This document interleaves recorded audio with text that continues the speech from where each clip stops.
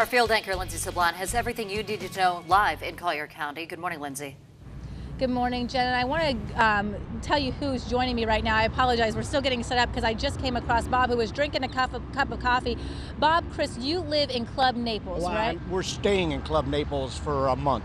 Okay. And what have you heard this morning, if anything? Nothing that's still. I'm going from the news I heard on Wink last night, and I heard that at midnight the forced evacuation be over and it'd be voluntary, because I wanted to get back and see if our possessions are going to be okay, because otherwise I'm going to have to head back home. So. Well, what we're hearing right now, Bob, is that there's been 2 buildings destroyed, one off of Benfield and one off of LeBluff. Do either one of those roads sound familiar to you? Both of them sound familiar, because I've looked on Google Maps, and I think the cottage that I'm staying at, the back end of it is up with trees and stuff in between it to LeBluff. Okay. And so at this point, what's your plan for the day? Where are you guys staying? Well, we were able to get into the hotel right here, which is pet friendly because we have a couple of cats. And once we find out, then we'll just go about our business for the day, if everything's okay back there. But if we've lost all our possessions, we'll have no choice but just to go back to Michigan, get back home. So let's keep our fingers crossed that's not the case, right? Not the case for anyone in there. For people who aren't down here, kind of paint the picture. The visibility is Sunday right here at Davis and Beck, the visibility was fine. Yesterday when we got back, we went to Corkscrew Sanctuary, and when we got back at 11 o'clock, this was just completely smoke covered. And that's when the evacuation started, and we weren't allowed in. And it's still, I was hoping for a shift in the wind. The weather report showed a shift in the wind, and I don't think it's happened yet. So we're waiting for the wind to shift back away from the other direction.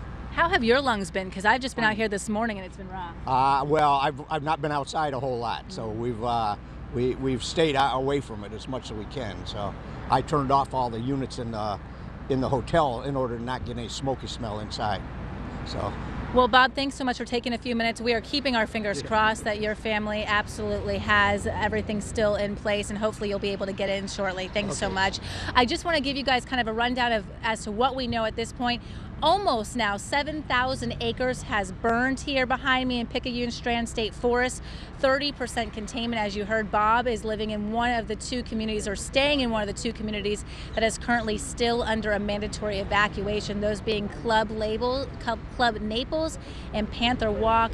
And then also here, this picture says it all, guys. This is why I-75 is shut down from mile marker 105, which is Golden Gate Parkway heading south, and you can't use the alley at all. And that is because of the flames that are still sparking up along the interstate. You can see those flames are right behind the state trooper's car. It's really incredible images, very scary.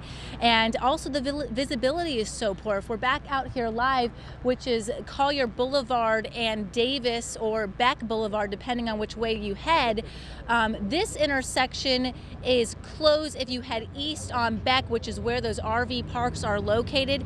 Collier Boulevard did reopen this morning, but as you can see behind me, visibility very poor, air quality very poor.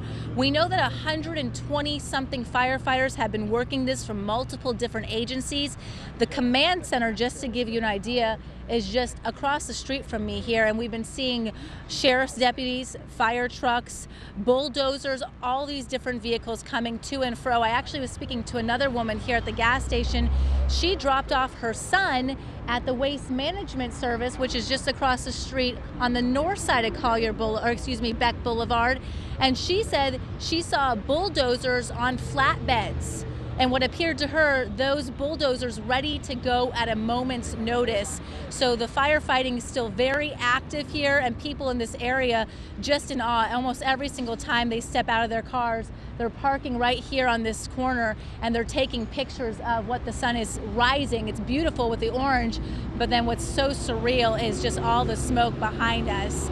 So Corey, I got to tell you, just being out here the last few hours, it's really incredible, and we still have ash kind of falling on us, and it's really just at this point, one, keeping our fingers crossed that when families can return back to their homes or where they're staying like Bob, that everything will be in order, and two, that Mother Nature lays low so these firefighters can get their job done.